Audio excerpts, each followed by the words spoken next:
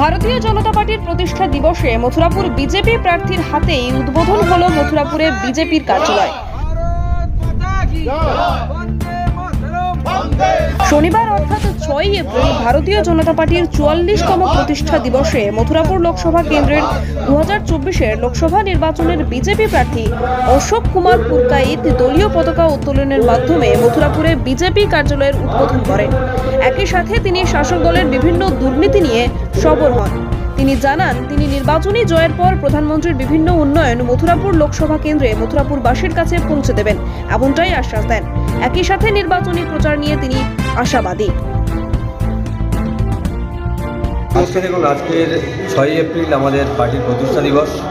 সেই প্রতিষ্ঠা দিবসে আমাদের পার্টির পতাকা উত্তোলন হয়েছে।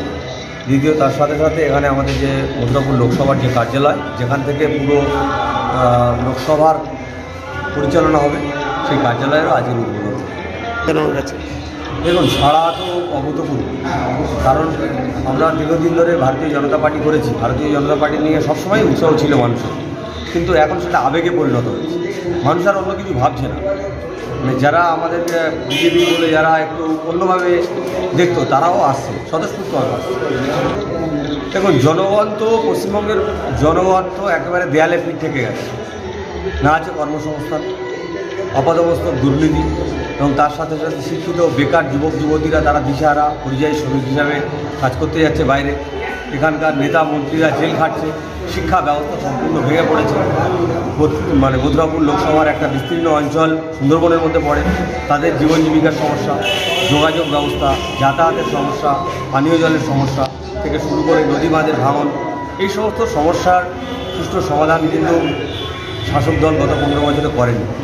তো আমাদের চিন্তাভাবনা, আগামী দিনে আমরা এই সমস্ত বেসিক যে সমস্যাগুলো, সেগুলোর ক্ষেত্রে আমরা তাদের পাশে দাঁড়াবো এবং যত সম্ভব তাদের মোদিজির যে উন্নয়ন, সেটা মথুরাপুরবাসী যেটা যাতে পায়, সেটাকে তাদের কাছে পৌঁছে দিচ্ছে। দেখুন, এটা তো পঞ্চায়েত ভোট নয়। সেন্ট্রাল ইলেকশন কমিশন সক্রিয় আছে, কেন্দ্রীয় বাহিনী আছে, 100% বুথে কেন্দ্রীয় বাহিনী থাকবে এবং ভারতীয় জনতা পার্টির কার্যকর্তারা তারাও সক্রিয় থাকবে। সুতরাং আমি আশাবাদী যে সকলেই খুব সুন্দরভাবে এই গণতান্ত্রিক উৎসবে সামিল হবে। এটা সন্ত্রাসের উৎসব নয়, এটা আনন্দের উৎসব, গণতন্ত্রের উৎসবে পরিণত হবে এই 2024 লোকসভা। Thank you.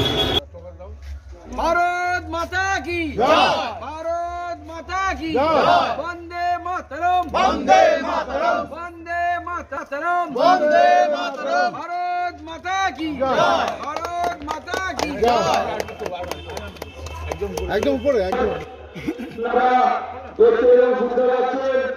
সেই গণনা আর কিছুক্ষণের মধ্যে